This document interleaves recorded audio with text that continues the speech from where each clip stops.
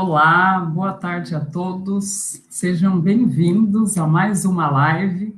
Eu sou Damares Silva, sou gerente de serviços educacionais da Editora Moderna e hoje vou acompanhá-los nessa nossa conversa tão importante sobre os desafios da educação de jovens e adultos em tempos de pandemia. E para isso nós contamos com a presença de André Lázaro e do professor Marcelo Costa. Infelizmente, a professora Luísa Aurélia, que nos acompanharia também, ela pede desculpas, mas não pôde participar, ela teve uma indisposição, e eu aproveito em nome de todos para desejar uma breve recuperação para a professora Luísa. Antes de apresentar os nossos convidados, eu gostaria de dar alguns recados. Então, para a emissão do certificado, essa live ela permite uma certificação a todos vocês que nos acompanham. Então, vocês perceberão que no link aqui do descritivo do vídeo, vocês poderão preencher um formulário e emitir o certificado. Bom, então, tenho a honra aqui de apresentar os nossos convidados de hoje, a começar pelo professor André Lázaro. André Lázaro, que é graduado em Letras pela Universidade Federal do Rio de Janeiro, é mestre e doutor pela mesma universidade, atualmente professor adjunto da Universidade do Estado do Rio de Janeiro e coordenador acadêmico da Faculdade Latino-Americana de Ciências Sociais, onde atua como pesquisador e ocupa também a coordenação do programa Políticas de Educação Superior. André também é diretor de políticas públicas da Fundação Santiliana no Brasil. Seja bem-vindo, André. Boa tarde, fique à vontade para cumprimentar os nossos espectadores. Muito obrigado, Damares. Queria agradecer a você, a Moderna, a honra de participar dessa conversa sobre um tema que é pouco tratado no debate público brasileiro. Então, mais um motivo para elogiar a iniciativa e a honra de estar com o Marcelo, da Undime de Goiás, conhece muito esses desafios todos. Então, muito obrigado pela oportunidade. Obrigada, muito obrigada, André. E como o André já deu a deixa, eu apresento, então, o professor Marcelo. Professor Marcelo, que é graduado em Ciências Biológicas, com especialização em Educação pela PUC Goiás, é mestre em Medicina Tropical pela UFG, hoje presidente da Undime de Goiás, vice-presidente da Undime Nacional e secretário municipal de Educação de Goiânia. Boa tarde, professor Marcelo, seja bem-vindo à nossa live. E o seu microfone está fechado, professor. Sim, essas coisas tecnológicas tem coisas que a gente tem que ficar treinando. Boa tarde, Damares. Boa tarde, André Lázaro, a todos os amigos da Moderna, todos que estão nos assistindo. É um prazer enorme, né, poder participar com vocês desse bate-papo tão importante sobre um tema que às vezes fica relegado. A gente tem que usar todas as oportunidades para a gente falar de coisas tão importantes quanto a educação de jovens e adultos. Para mim é interessante, eu fui professor da EJA por pelo menos 5 anos, já tem uns 32 anos que eu sou professor, viu, gente? Apesar do meu cabelo estar pretinho, mas é por causa dos meus parentes indígenas. Na verdade, eu já tenho um tempinho já que eu estou nesse negócio.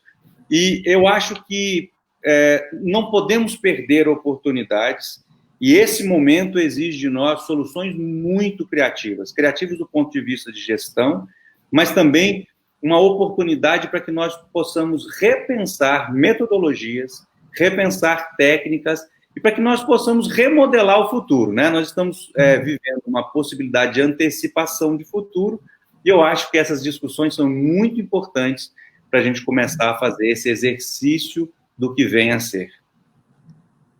Ótimo, muito obrigada, professor. Realmente é um debate muito importante e necessário, né? Justamente esse momento das lives é um momento que a gente, de uma forma virtual, se aproxima para discutir essas questões que são de extrema relevância, né? E aí, então, para a gente já adentrar no tema, né, quando a gente pensa no desafio que esse isolamento causou para a educação, nós vemos, e eu vejo muito pelos comentários das lives que nós participamos, que a educação de jovens e adultos foi muito prejudicada nesse contexto, a educação como um todo, mas esse segmento especificamente demanda alternativas, os professores têm muitas dúvidas com relação às estratégias, boas práticas, ideias para que a educação de jovens e adultos seja significativa.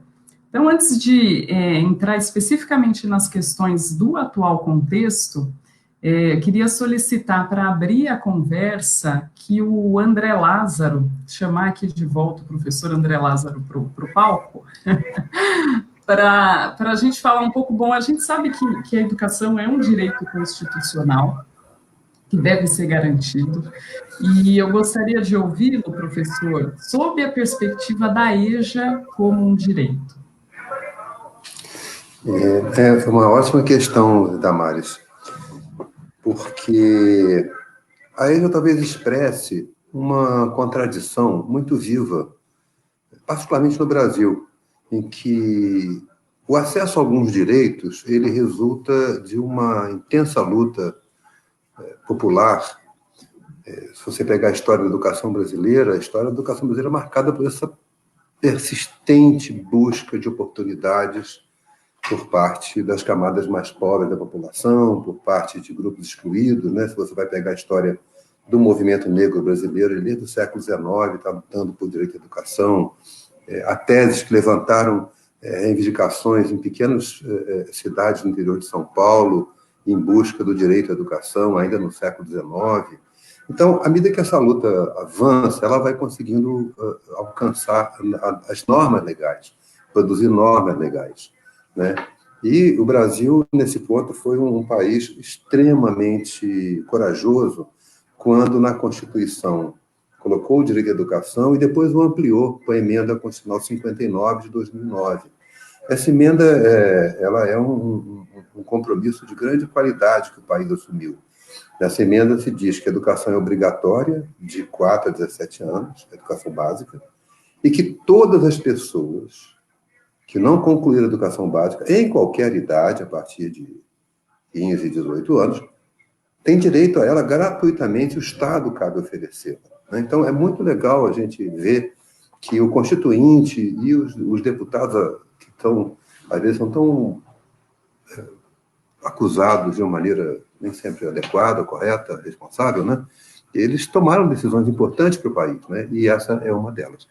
Mas nós não conseguimos garantir que esse direito constitucional se traduzisse no cotidiano das pessoas. Então, nós temos um direito de primeira grandeza e uma enorme dificuldade de realizá-lo. Há muitos esforços para isso, esforços dos municípios. Eu queria começar aqui, inclusive, elogiando muito os gestores públicos brasileiros, de estados e municípios, especialmente a Undime, pelo enorme esforço que estão fazendo para enfrentar as condições da pandemia. Mas, como muitos analistas comentam, os problemas que havia antes da pandemia estão se agravando numa velocidade incrível, né? Nós tínhamos muitos problemas antes de perda de matrículas da educação de jovens e adultos, e agora, com a pandemia, isso se agrava muito. Nós podemos depois discutir um pouco quais são esses desafios que já eram anteriores à pandemia, como é que eles se agravam, mas o que para mim é claro é que nós precisamos recolocar a questão do direito como uma obrigação do Estado. Eu tenho trabalhado, Damares e Marcelo, com umas pesquisas sobre educação escolar indígena, educação do campo, educação quilombola, e tenho identificado uma coisa muito interessante. Para esses grupos sociais, quando você fala em direito, você está dizendo o seguinte: é uma obrigação do Estado cumpri-la, cumprir esse direito. Não é uma possibilidade, é uma obrigação. E eu acho que nós, urbanos, já nos acostumamos um pouco com uma legislação que não é cumprida. Então, quando a gente fala o direito à educação, parece que é possível. Não é possível, é obrigatória a oferta. E essa oferta já sofria antes da pandemia inúmeras restrições. Poucos são os estados ou municípios que fazem convocação pública, por exemplo, para matrículas em EJA, entre outros desafios. Então, o direito é fundamental. O Brasil teve uma atitude corajosa e generosa quando, em 2009, ampliou o direito à educação. Houve muitas políticas no sentido de incluir a educação de jovens e adultos no Fundeb, com os problemas que nós sabemos, o Marcelo conhece bem, mas também nos livros didáticos. Aliás, a Moderna fez uma excelente coleção de livros didáticos para a educação, com grande acolhida junto aos professores, aos sistemas de ensino. Houve o avanço no sentido de incluir a educação de jovens e adultos com todos os direitos da educação básica, o transporte, a alimentação, o material didático. Então, há avanços institucionais no sentido da garantia do direito, mas eles encontram muitos obstáculos na execução cotidiana desse princípio. Ótimo, obrigada, professor. Queria, antes de repassar, eu acho que o André Lázaro falou sobre obstáculos, e essa é justamente a próxima questão que eu quero trazer aqui para a nossa pauta. Mas antes disso, queria cumprimentar todos que nos assistem novamente. Já temos vários municípios aqui conosco: a Belo Horizonte, em Minas Gerais, Duque de Caxias, Rio de Janeiro, a Olinda, Pernambuco, Mogi das Cruzes, São Paulo, a Sobral, Ceará, Goiânia, turma de Goiás, Jundiaí. São muitos os municípios que nos acompanham agora. Sejam todos bem-vindos e muito obrigada pela participação. Bom, pegando então esse gancho da fala do professor André Lázaro sobre os obstáculos que nós sabemos que são muitos para a especificidade desse segmento, queria chamar então aqui o professor Marcelo para a gente falar um pouco sobre quais são os principais desafios enfrentados pelo estudante de EJA, considerando, professor, a sua experiência como docente para esse segmento, mas também a sua experiência enquanto gestor municipal e em nome da Undime. E aproveito até para vincular essa minha pergunta com a da Carla, que ela é professora da EJA de alfabetização há mais de 14 anos, e ela nos diz que está preocupada com esse momento. Nem todos os alunos têm acesso à internet, e os que têm encontram muita dificuldade para realizar a aprendizagem. Então, ela já até pede estratégias, né? O que fazer para amenizar esses problemas. Então, falar um pouco sobre os desafios da educação de jovens e adultos, professor. Eu vou corroborar com a fala do André, dizendo o seguinte, que já há algum tempo nós temos lutado, nós temos envidado esforços para entender uma coisa que a gente tinha dificuldade, né? A gente não entendia direito, existiam jovens e adultos que precisavam de educação, a gente tinha um resgate histórico a fazer, mas os sistemas brasileiros produziam mais jovens e adultos que ficavam fora do processo normal por conta da produção de distorção de idade séria. Então, o Brasil começou a perceber isso, a gente tem começado a fazer, mas uma coisa que a gente pode conversar já com a Carla é que esse problema, esse momento, eu acho que ele tem que ser histórico no sentido de nos ajudar a pensar o processo, mas é importante que a gente entenda que as soluções para a educação de jovens e adultos não tinham sido dadas até então, né? Nós estamos buscando essas possibilidades e mesmo quando eu era professor ainda da educação de jovens e adultos, eu dizia muito, são um grupo que tem que ter uma atenção diferenciada, né? A gente tem que ter eu falava muito até de seleção de professores, né, com perfil para atuar nessa parte do ensino. A gente não pode pensar que você pode repetir a aula de manhã à noite, você não pode pensar que está tratando com criança, você não pode pensar que está tratando apenas com adultos, mas são estudantes que têm necessidades assim, muito específicas, a gente tem que ajudar nesse sentido, e os sistemas precisam se organizar de forma a garantir essa oferta de forma adequada e entender essa especificidade. Não estou falando só do sistema municipal, não, estou dizendo de todas as esferas, né, desde a esfera federal. A gente percebe muito uma tendência ao tratamento dessa modalidade como se fosse a alfabetização normal, como se fosse o ensino fundamental normal, como se fosse o ensino médio normal. Isso não é verdade, a gente tem que ter um tratamento especial, com material didático direcionado, com aulas preparadas de forma mais adequada, porque os desafios, eles são basicamente, na minha opinião, três, né? Assim, que a gente pudesse generalizar. Eles são uma população que precisa resgatar a possibilidade de exercício da cidadania, né? A pessoa precisa conseguir ler e escrever, precisa estar localizada no mercado de trabalho, precisa concorrer às mesmas oportunidades que outras pessoas. Isso acontece através da educação, e isso é muito importante. É preciso aliar a esse processo um desafio que não só a parte de letramento, mas como é que a gente consegue acelerar o processo de contato dessas pessoas com o mundo do trabalho, de forma a facilitar tanto o seu ingresso quanto a sua ascensão nesse processo, para que ele possa, então, exercitar de forma plena a cidadania, e sem a perda de qualidade, garantindo a qualidade. Como é que a gente pode fazer isso com o tempo, garantindo esse tempo, né, que a pessoa perdeu, e levando em consideração as especificidades de quem trabalha o dia todo, quem tem tantas dificuldades, quem tem família e que às vezes não consegue vir à aula. Então, é preciso tratar de forma diferenciada a educação de jovens e adultos.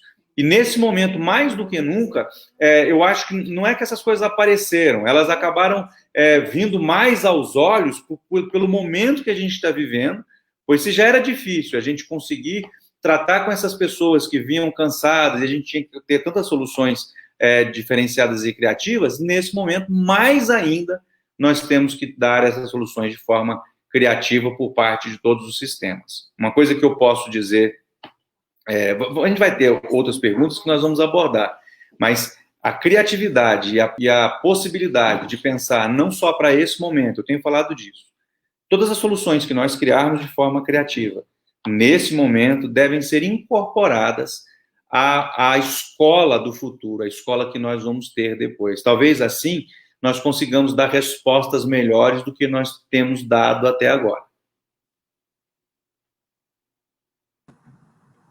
Ótimo, obrigada, professor. Recentemente eu tive uma conversa com uma live com uma outra rede, e nós falamos exatamente sobre isso, essa oportunidade, se é que se pode chamar assim, salvo todas as ressalvas, mas desse contexto para nos formar e nos transformar também, né? Transformar a nossa prática diante de tudo que vem acontecendo, né? Que bom, obrigada, professor. Você deu uma deixa que eu acho que preciso aprofundar um pouco, porque é muito a dúvida das pessoas, né? Assim, como é que tem sido nesse contexto, e aí no seu município, enquanto secretário, mas também pensando nas redes públicas, professor Marcelo, o envio de conteúdos para os alunos, como é que isso está acontecendo?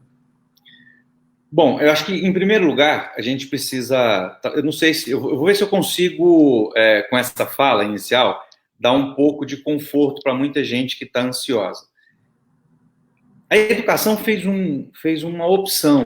A opção pela segurança dos alunos, a opção pela vida, a opção, em primeiro lugar, por manter-nos aqui. Nós temos que estar aqui para que nós possamos fazer educação de qualidade. Então, eu tenho certeza que muita gente está ansiosa, com pressa, mas é sempre bom lembrar, todos os dias, que a segurança do nosso aluno, do nosso trabalhador, a segurança das famílias dos nossos alunos e dos nossos trabalhadores vem em primeiro lugar. Eu acho que isso é primordial para nos dar conforto.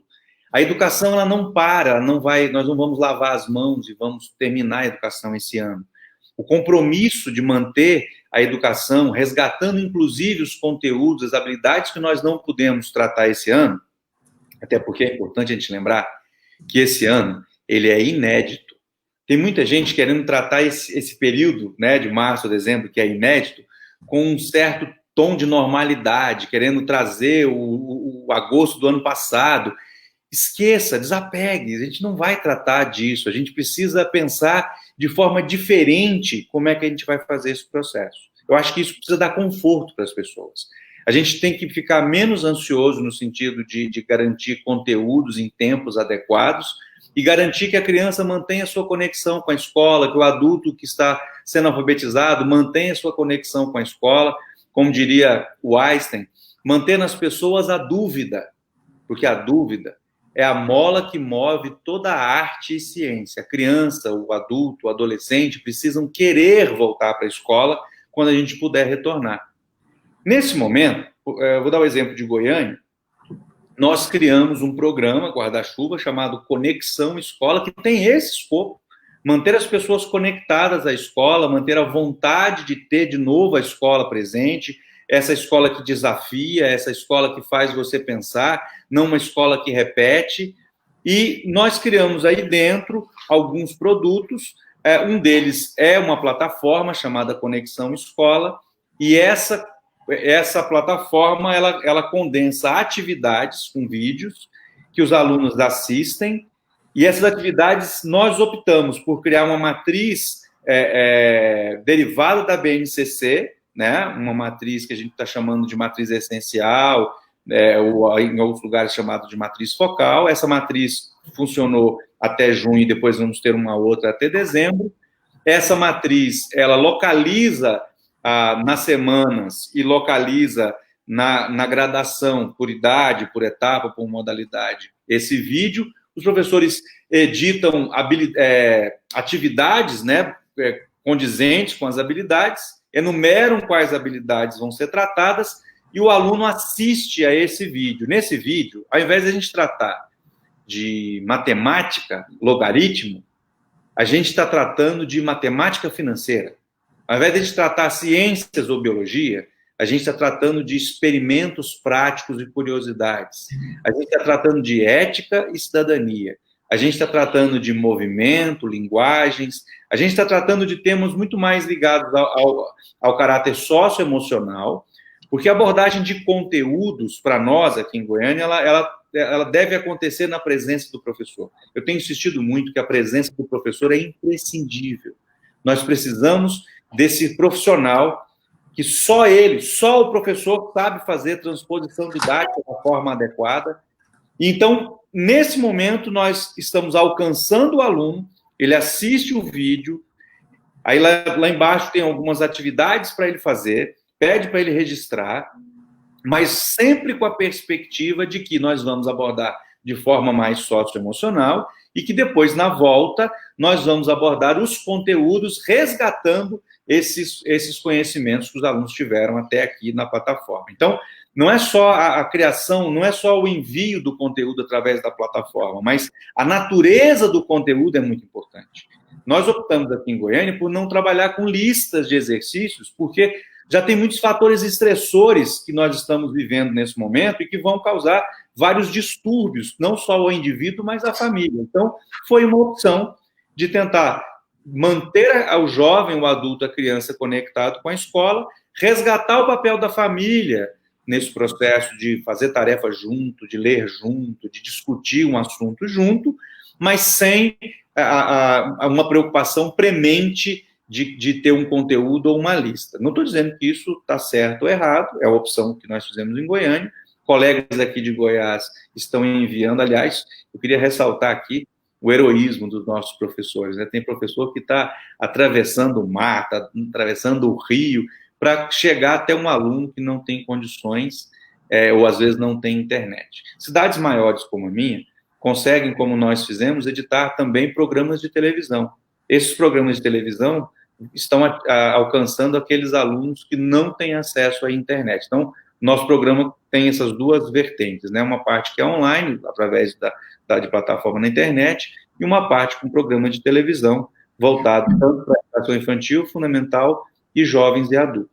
É mais ou menos assim, viu, Damares, que tá desenhado em Goiânia. Mas, por todo o país, nós estamos vendo iniciativas muito criativas que vão desde programas de televisão, plataformas educacionais, envio de listas até a casa do aluno, o professor conversando com o aluno através de aplicativos de comunicação, toda a sorte de boa criatividade e bons exemplos que só demonstram que a educação tem heróis, tem pessoas que se preocupam com as crianças e com o futuro do país. sempre, sem dúvida. Obrigada, professor. Uma das questões que o professor Marcelo abordou, que é essencial para a prática docente, né, a questão da criatividade, e aí me chama a atenção uma questão que eu queria trazer aqui para o André Lázaro, que é com relação ao perfil do público da EJA, né? Considerando essa diversidade. O professor pode falar um pouco para nós sobre isso? Sim, obrigado. É uma boa questão. Até recentemente, a EJA era predominantemente expulsas dos sistemas escolares ao longo de sua vida, no período em que deveriam estar cursando as escolas. E como o professor Marcelo corretamente lembrou, o processo de reprovação ele é o primeiro caminho para expulsar essas pessoas da escola. E o Brasil sempre teve uma pedagogia da reprovação, que é muito preocupante, muito grave, porque ela traz embutido uma visão de sociedade muito cruel, né? Eu gosto de contar um exemplo que eu vivi. Quando eu tinha 10 anos, eu fiz o exame de admissão. Então, se eu passasse, eu seguiria para o ginásio. Se eu não passasse, o risco de eu sair da escola era enorme, enorme, de eu ser expulso da escola. Então, a escola ela fazia uma operação, e ainda faz, que é te dar uma oportunidade e depois, se você não é capaz de responder nos termos em que ela colocou essa oportunidade, você é responsabilizado por perder a oportunidade. Então, esse processo de subjetivação do fracasso, ele impôs a muitos adultos uma autoestima de muita baixa qualidade, uma percepção de si próprios como incapazes, frágeis e sem inteligência. E quando na vida são pessoas criativas, como lembrou o Marcelo, que inovam, que fazem coisas incríveis. Então, a escola, ela, por um período, ela fez esse processo de expulsão e a EJA devia acolher. O Brasil tem uma tradição de educação popular muito rica, né? Eu vou lembrar aqui o Paulo Freire, mas não apenas ele, né? Vários intelectuais se dedicaram à educação popular. E essa educação popular, ela tinha tem uma característica incrível, que é uma horizontalidade no diálogo. É aquele princípio freiriano de que todos sabem, ninguém sabe tudo e todos sabem coisas. E, portanto, o diálogo entre pessoas que já viveram, experimentaram, sofreram e têm esperanças, esse diálogo é criativo e esse diálogo pode levar a bons lugares. Então, no entanto, a partir de um certo momento, a criação do IDEB acabou, infelizmente, tendo esse efeito secundário indesejado, porque ele não foi feito para isso. Muitos sistemas de ensino, para melhorar a aparência da sua qualidade, passaram a tirar estudantes do ensino fundamental, dos anos finais e também do ensino médio, que não se haviam bem nas provas, para não prejudicar os resultados dos seus indicadores. E aí a EJA passou a conviver cada vez mais com uma juventude expulsa da escola.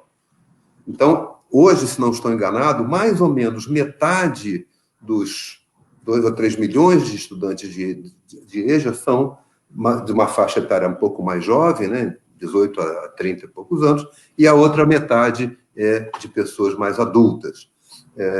Essa convivência, ela poderia ser muito criativa, mas como lembrou o Marcelo, com toda razão, nós, infelizmente, impusemos à EJA uma lógica excessivamente escolarizada. Eu queria fazer aqui, e a Rosa Rosa Norberto fez uma pergunta muito legal para a gente pensar juntos. Ela pergunta: como é que fica a situação da EJA nesse tempo de pandemia? Tenho alunos que iniciaram o curso e agora estão paralisados, estão finalizados, como é que fica? Eles perderam o curso? A Rosa traz uma questão fundamental, que é a nossa visão se tornou muito mais escolarizada do que educativa. Porque na educação você está aprendendo sempre. Você não vai perder. Né? E foi muito bom o exemplo que o Marcelo deu, eu queria parabenizar a Goiânia por isso, porque a preocupação do Marcelo foi alimentar o vínculo educacional. Não a escolaridade no sentido da aprovação, da nota, do conteúdo, mas o vínculo, essa curiosidade que o Marcelo tão bem falou, esse ânimo para aprender. Na minha concepção hoje, a questão de passar de ano deveria ser radicalmente afastada do debate, do cenário. Não se trata disso. Se trata de manter esse vínculo, de permanecer estudando. E, olha, nas condições as mais adversas, nós sempre aprendemos. Sempre, com dor ou sem dor, mas sempre aprendemos. Então, a educação deveria se preocupar, como o Marcelo corretamente está apontando, em ajudar os estudantes a compreenderem o momento, a enxergarem o que se passa, a olharem para frente e terem coragem e sentirem apoio nessa coragem de que vão buscar alternativas de prosseguir estudando. Então, esse perfil do estudante de EJA é um perfil que deveria ser um fato positivo por sua diversidade nas salas de aula, mas tende a ser tratado como um problema, porque é uma linguagem muito, às vezes, excessivamente popularizada. E esses jovens que saíram praticamente expulsos das escolas, eles têm que ter um acolhimento próprio, adequado e respeitoso com essa dificuldade. E, para finalizar, Damares e Marcelo, vamos lembrar, e o Marcelo foi muito feliz também nessa observação, a precariedade da escolaridade das pessoas que frequentam a EJA talvez seja a menor das precariedades de sua vida. Nós acabamos de assistir aqui anteontem uma paralisação dos entregadores de alimento. Era interessante saber qual a escolaridade que eles alcançaram, em sua maioria, as proporções, e com certeza são pessoas que vivem em áreas de baixo padrão de saneamento público, de baixo acesso a transportes adequados, em horários adequados e com lotação adequada, que não tem, em geral, acesso à água correta, que não tem acesso à segurança. Ao contrário, aqui no Rio de Janeiro, onde eu vivo, as favelas são frequentemente invadidas pela polícia em horários escolares, até está no Supremo Tribunal Federal hoje um debate sobre isso. Então, é muito importante que a gente tenha essa atitude que eu queria elogiar de novo em Goiânia, que é do acolhimento, que é de compreender que a educação é uma aventura ao longo da vida, que ela não se esgota num ciclo de 1 semestre, 2 semestres, que, se for preciso, é necessário alongar os semestres para que as pessoas se sintam acolhidas na educação e não excluídas dela. Essencial. Acolhidas e não excluídas. É um ótimo recado. Acho que para todos, né? Para todos que nos acompanham. Obrigada. E o Marcelo está dando exemplo como é que faz, né? Não é uma coisa abstrata, né? Exatamente, questões práticas, né? E acho que esse momento da nossa conversa é justamente o que eu gostaria de trazer aqui para o professor Marcelo, porque a gente está recebendo aqui muitas perguntas com relação às aulas online, né? O Marcelo trouxe um pouco dessa estratégia contextualizada que está acontecendo em Goiânia, mas tanto Lucimar quanto a Aline, elas falam sobre a dificuldade, né, do acesso à internet de grande parte dos alunos de EJA. Considerando que a internet é uma importante ferramenta para esse contexto que a gente está vivendo. Então, queria aprofundar um pouco mais isso, professor Marcelo. Aulas online são uma estratégia eficaz para esse público? E como é que tem sido a participação dos alunos para esse formato? Ou se há outras estratégias também que você queira trazer? Eu acho que a gente... Bom, primeiro eu queria parabenizar o André pela fala dele aí, muito bom, viu? Muito legal. Acho que essas colocações a gente tem que falar, né, André? Um monte de coisa. E eu queria dizer o seguinte, eu não quero dizer que tem nada de bom na pandemia, não é isso que eu estou dizendo. Mas esse momento, para nós, também é histórico, porque é um momento de denúncia, turma. Nós descobrimos que a internet nesse país não é boa. Nós descobrimos definitivamente que a telefonia desse país não é boa. E está escancarado que as pessoas não têm acesso, sabe? Eu acho que isso é importante para o que... Nós ficávamos querendo um país do futuro, o país no futuro, a escola no futuro, a escola 4.0. Não adianta pensar numa escola do futuro se a gente não tiver infraestrutura para isso, sabe? Não adianta. Então, todos nós temos que abrir os nossos olhos, né? Governo, sociedade civil organizada, todo mundo que se importa de verdade com a educação, para que nós possamos cuidar desses problemas que nós estamos tendo. Quanto à questão da aula online, concordo com a Lucimar, viu, Lucimar? A gente fala das aulas atrativas, mas, na verdade, as aulas não são atrativas há muito tempo, né? Assim, eu tenho reclamado muito na minha vida da escola que tinha que ser uma escola desafiadora. Eu falo muito, assim, a escola dos meus sonhos é aquela escola que o nosso aluno chegasse em casa e não conseguisse dormir, porque ele ia deitar e falar assim, meu Deus, eu tenho que voltar para a escola, porque eu estava fazendo um negócio tão legal lá, mas tão legal, que eu tenho que voltar para terminar aquele negócio que eu estava fazendo. Então, isso é muito importante. Os desafios para nós, nesse momento, são talvez 4, que eu queria deixar aqui como desafios para esse momento online, né?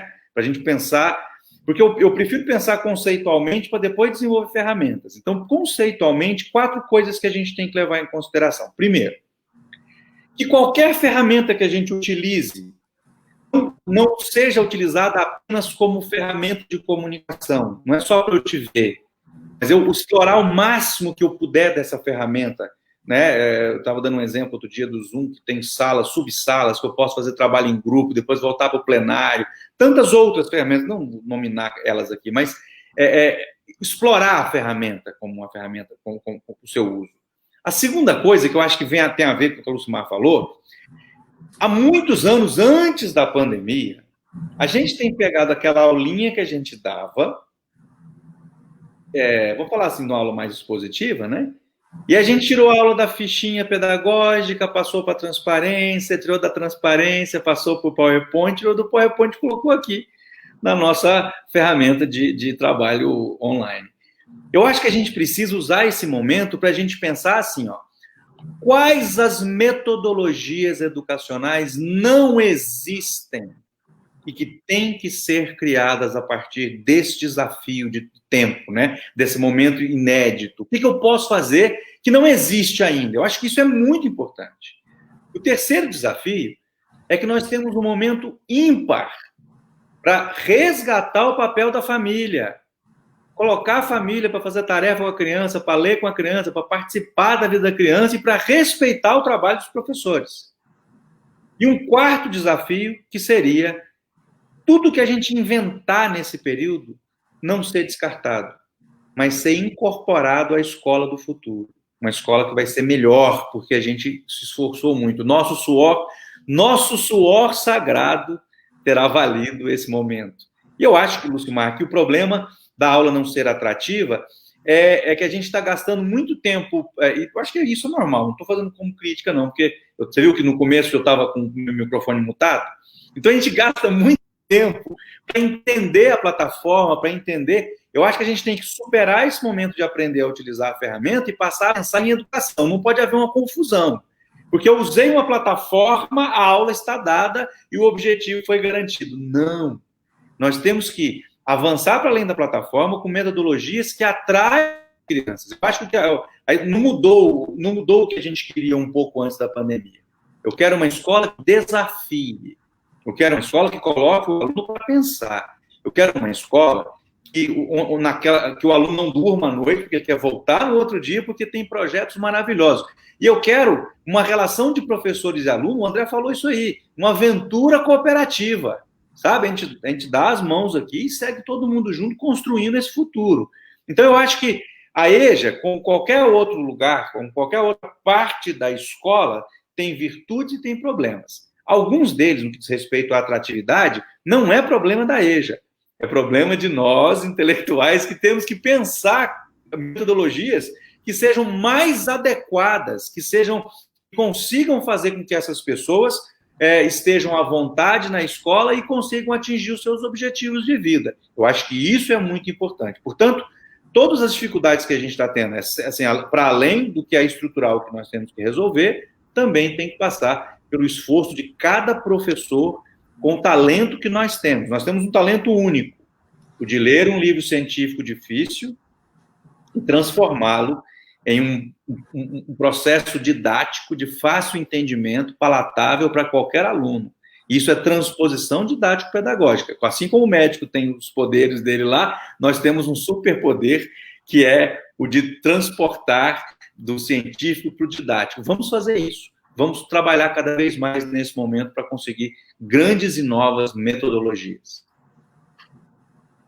Ótimo, isso mesmo. Muito obrigada, professor. Concordo plenamente. Bom, antes de seguir aqui para as próximas perguntas, queria só retomar aqui e agradecer a todo mundo que está nos acompanhando. A gente está com Tocantins, Caratinga, Araras, Dois Córregos. Um abraço para o pessoal de Dois Córregos, são parceiros nossos. Campo Bom também, Rio Grande do Sul, também parceiro da Editora Moderna, Limoeiro do Norte, no Ceará, deixa eu me ver aqui mais, muita gente, acho que o Brasil todo já está representado aqui, Itaboraí, Araçoiaba, diversos municípios, muito obrigada a todos que nos acompanham.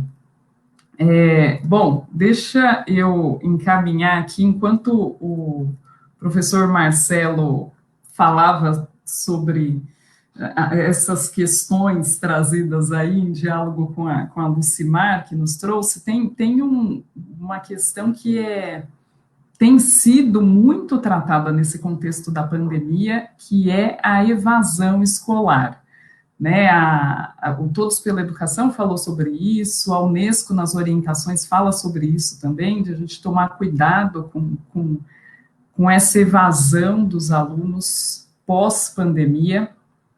E aí queria trazer o André Lázaro de volta para a gente falar um pouco sobre o perigo da evasão escolar para a educação de jovens e adultos e a sua percepção sobre isso, quais são as possibilidades e estratégias também para evitar a evasão. Obrigado, a questão é bem importante para nós todos e difícil, não é uma questão fácil. Eu sempre dou um exemplo, e quando eu fazia palestra, quando era essa alegria de a gente encontrar todo mundo no auditório, 200 pessoas, enfim, esse momento que vai voltar, ao tratar da EJA, eu fazia uma pergunta: quantas pessoas aqui começaram a estudar uma língua estrangeira? Quantos abandonaram? E eu estou falando para um público que é um público, no caso, eram professores, eram gestores, eram coordenadores pedagógicos, enfim, pessoas que já atravessaram uma vida escolar, tiveram sucesso nessa vida escolar, porque concluíram suas etapas, e sabem que essa língua estrangeira é decisiva para a sua vida profissional, e, no entanto, abandonam.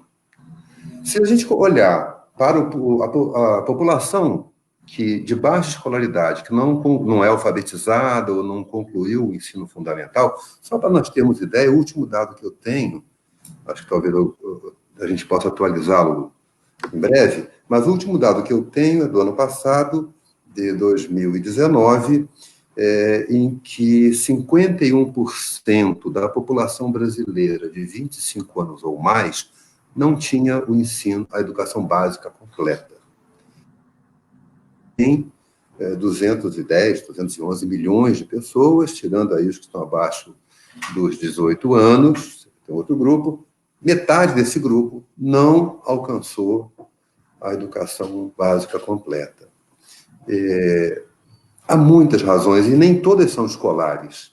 Eu acho muito importante que nós, educadores, tenhamos uma visão do conjunto em que se insere a atividade educacional.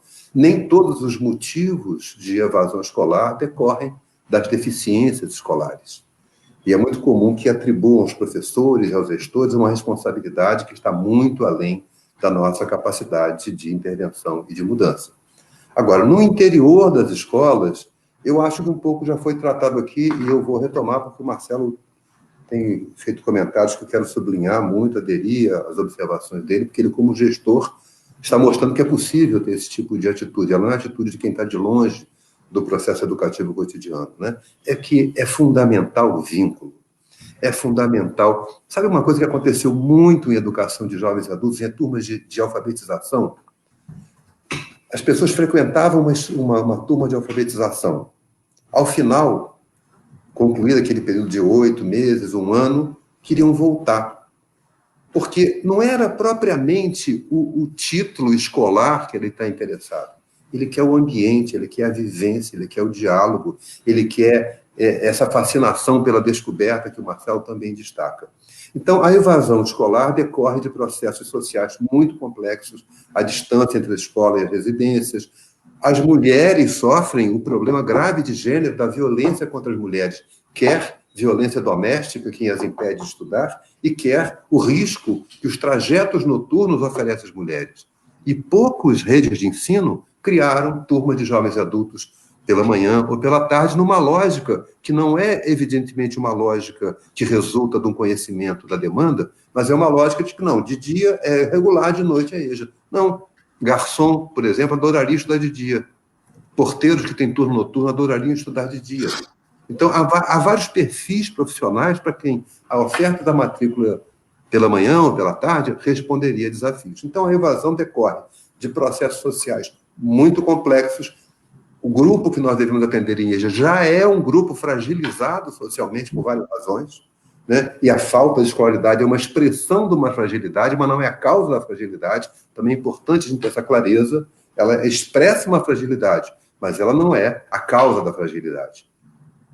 Portanto, a evasão decorre disso, e nós, professores, nós, educadores, gestores, devemos ter um cuidado, e aí eu volto ao que eu havia dito, de fazer da escola um ambiente acolhedor para o estudante de EJA, que contribua para a sua confiança. Para terminar, muitas escolas estaduais e municipais trancam a biblioteca à noite para o estudante de EJA, não vão lá.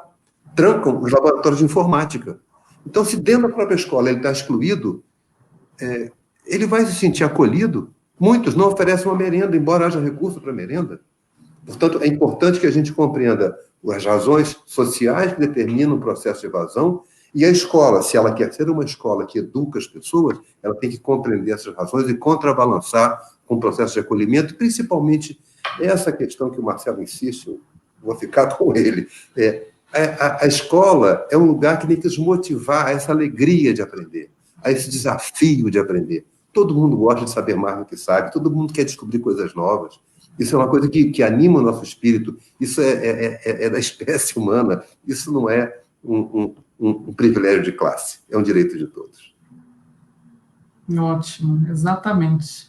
E que precisa ser carregado por todos nós, né? Acho que nós, professores, profissionais da educação, a gente tem que carregar essa bandeira e essa missão nas nossas ações, né, André? Na nossa sala de aula, nas nossas conversas. Muito bom. Muito obrigada, André e Marcelo, pelas contribuições. Inclusive, André, tem um comentário aqui da Cissa, que ela fala justamente, né, a afetividade tem sido a minha maior ferramenta para enfrentar, para que não aumente a evasão na EJA, nesse momento tão peculiar. Muito bom, Cissa. Obrigada pelo seu comentário. Deixa me ver aqui, aí, ó, apareceu na tela, o comentário da Cissa, um abraço para ela. Abraço virtual, né? Vamos avançar um pouquinho, nós já estamos caminhando para os minutos finais, infelizmente, da nossa live, mas queria trazer de volta aqui o professor Marcelo. Eu acho engraçado ficar falando isso de trazer de volta, né? Porque é a falta que faz de pegar no braço do professor. Verdade. Vem cá comigo. Estamos juntos, apesar de separados, né, professor? Mas queria falar um pouquinho sobre avaliação. Né? A gente sabe que a avaliação diagnóstica, tem sido tratada por muitos quando a gente pensa em estratégias de retomada, e aí queria saber se na sua rede, Goiânia ou o estado de Goiás, os municípios da Undime, se eles estão passando por alguma avaliação, os alunos desse segmento, ou passarão por uma avaliação diagnóstica. Queria que você falasse um pouco sobre isso. O que a gente tem falado com os municípios e com todo o staff aqui da Secretaria? Esse momento também vai nos ajudar a pensar nas coisas de forma mais pura. Eu me lembro sempre, mas eu vou falar agora de um título de um livro que eu gosto muito, do Vasco Preto Moreto. Ele fala, o título é Avaliação, um momento privilegiado, não um acerto de contas, né? E a Jussara Hoffmann também tem um livro que chama O Jogo do Contrário em Avaliação. A gente, às vezes, tem vivido a avaliação como um instrumento muito para tirar essa ansiedade se o meu trabalho, se eu conseguir cumprir com o conteúdo, se eu cumprir com o que a secretaria me mandou.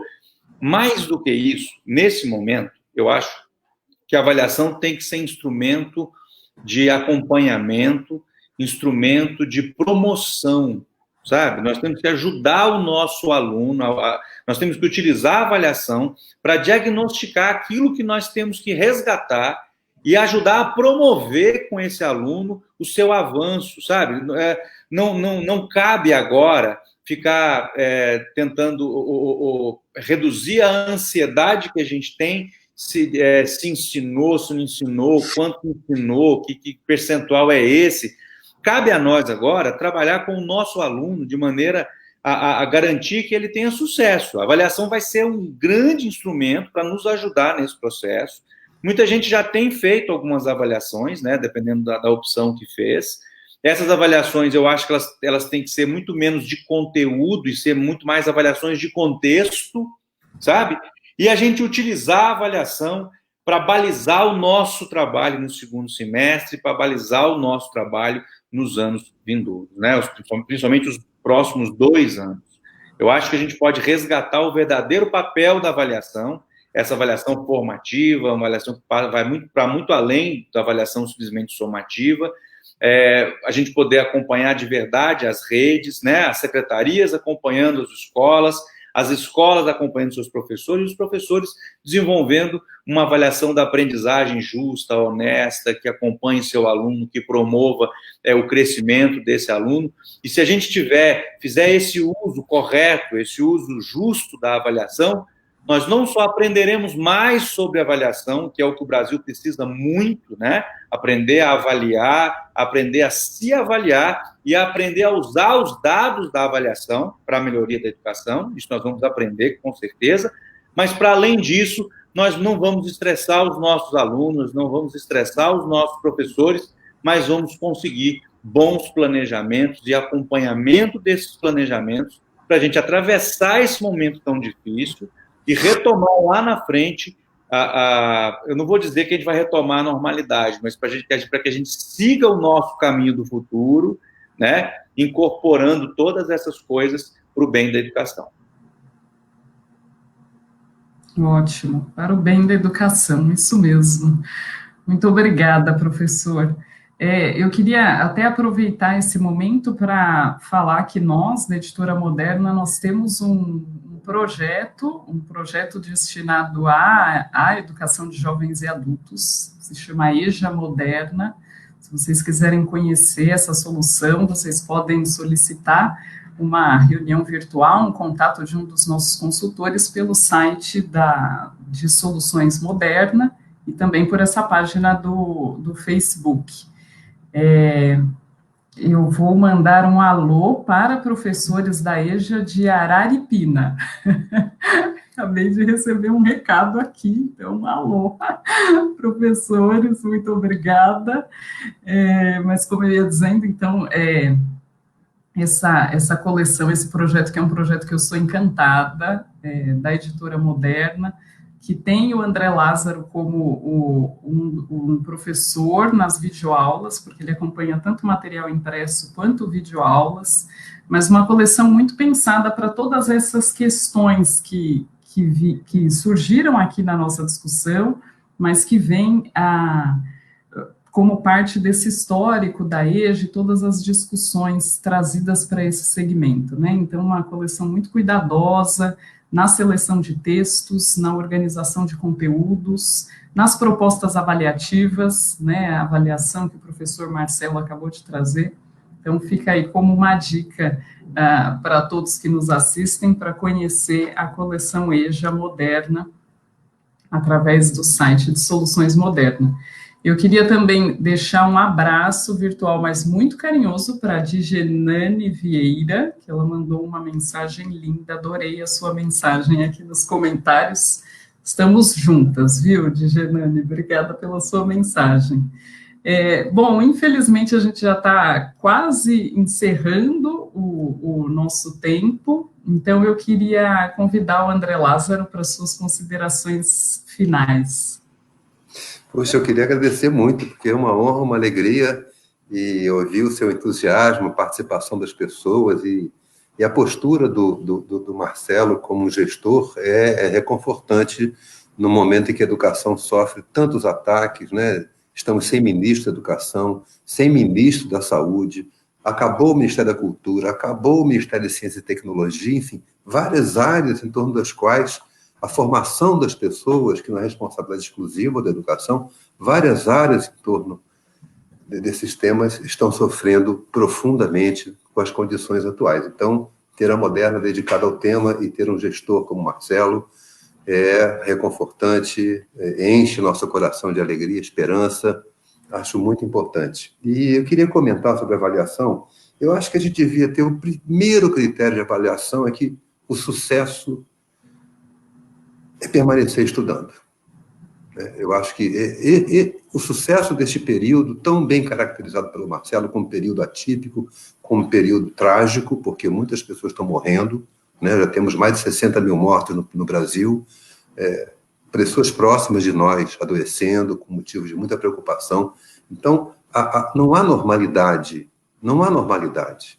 E, portanto, é um momento em que a nossa solidariedade como pessoa deve se sobrepor a essas outras funções que, infelizmente, também desempenhamos como professores, né, e educadores. Mas, por isso, o acolhimento, como o Marcelo muito bem caracterizou, a educação hoje é acolher as pessoas, é conseguir fazer com que elas interpretem, compreendam esse momento e reúnam forças para atravessá-lo e superá-lo. Mas a EJA tem um problema adicional para enfrentar. Muitas pessoas veem a EJA como alguma coisa provisória que é preciso fazer para resolver um problema antigo. A rigor não é nada disso. A EJA é uma educação permanente ao longo da vida. Todos precisamos que haja oferta de educação de jovens e adultos, porque várias pessoas, em vários momentos, saem dos sistemas escolares.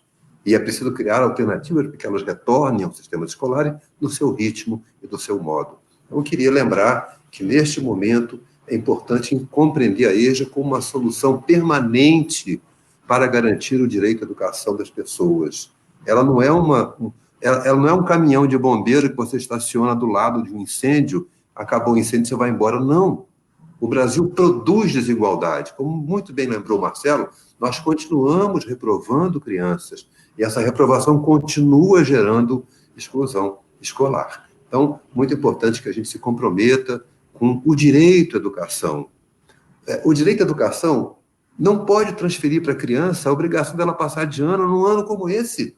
Imagina o que nós estaríamos fazendo se fizéssemos isso, né? As crianças sofrendo profundas circunstâncias de profunda desigualdade, sofrimento, dor.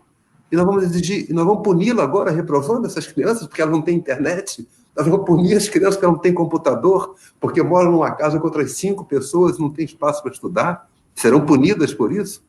Então, a educação tem que recuperar a sua vocação humanista, a sua vocação de formar pessoas para transformar o mundo de maneira pacífica, de maneira alegre, criativa, construtiva, mas elas têm que estar dentro do sistema educacional.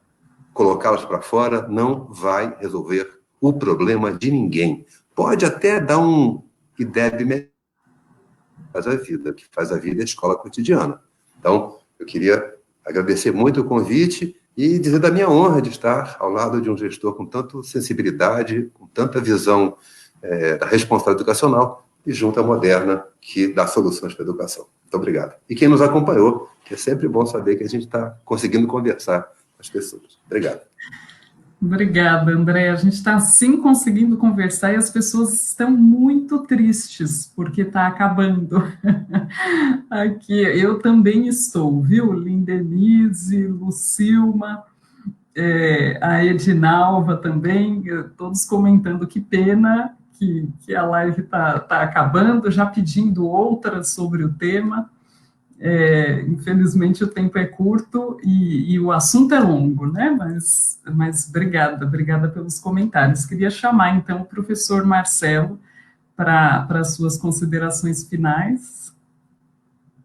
Bom, eu preciso agradecer, né? A gente fica aqui na gestão você fica o tempo inteiro às voltas de decisões ali muito práticas, né? Ter a oportunidade de conversar com o André Lázaro, né, em nível muito maior, falando de educação de verdade, poder falar de teoria, mas também trazer essa visão do gestor, né? É importante que as pessoas saibam que todos nós estamos imbuídos para tentar vencer esses desafios. Eu acho que o André falou uma coisa importante.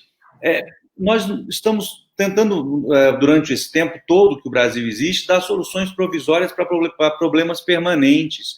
Nós temos que enfrentar esses desafios, nós temos que garantir educação de qualidade para os jovens e adultos, com políticas públicas sólidas, capilares, que não sejam feitas de trás de mesas, mas que cheguem até realmente lá na ponta. Nós temos que enfrentar a distorção e idade séria para que a gente não gere mais gente excluída e que tenha que ir para a educação de jovens e adultos. E mais do que isso, nós temos que nos preparar para a nossa volta, gente. É preciso que a gente acolha os professores, que a gente acolha os nossos alunos. A escola não pode retornar sem que a gente se prepare emocionalmente para essa volta. É muito importante que todos nós conversemos com os nossos professores, conversemos com os nossos pais, com os nossos alunos. E sim, é muito importante que a gente converse com as famílias para evitar a evasão no pós-pandemia. Isso é normal nesse tipo de período e cabe a nós, que sabemos que vai acontecer, criarmos soluções para que nós possamos resgatar esses alunos, lembrando a eles dessa escola desafiadora, dessa escola tão boa e que vai continuar. É preciso lembrar as pessoas que esse período vai passar, gente. Nós só estamos passando por um momento. O que é vivo permanecerá. O que é construído continuará se construindo. E todos nós estaremos juntos nesse processo. Portanto, muito obrigado, Damares, muito obrigado, André Lázaro, muito obrigado à Moderna, por esse momento legal da gente conversar, esse bate-papo super leve.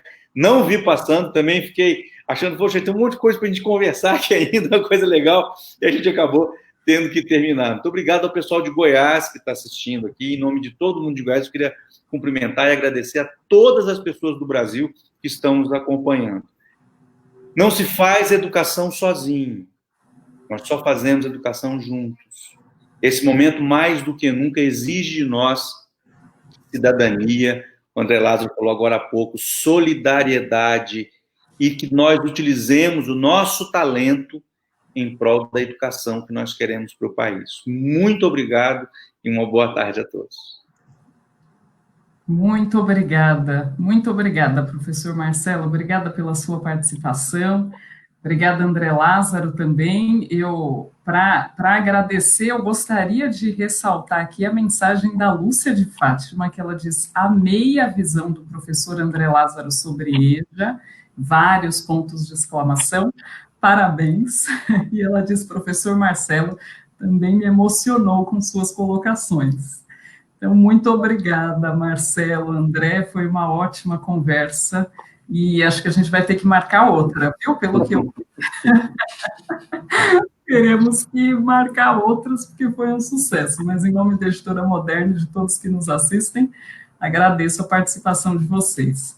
Bom, alguns recados finais, então, que eu gostaria de passar, lembrando que essa live ela fica disponível no Facebook de Soluções Moderna, e aí para emitir o certificado de participação dessa live, vocês poderão preencher o formulário que está na descrição do vídeo e receberão o certificado. Continuem acompanhando as nossas redes sociais, as redes sociais de Soluções Moderna, porque nós estamos lançando, além do projeto EJA Moderna que eu citei, nós estamos lançando uma nova campanha para o projeto Aprova Brasil, um projeto que já está aí há 10 anos no mercado, mas agora lançamos uma nova campanha com várias inovações desse projeto. Então, acompanhem as redes sociais de Soluções Moderna para conhecer um pouco mais dos nossos projetos educacionais. Mais uma vez, muito obrigada a todos que nos acompanharam e nos vemos na próxima. Grande abraço.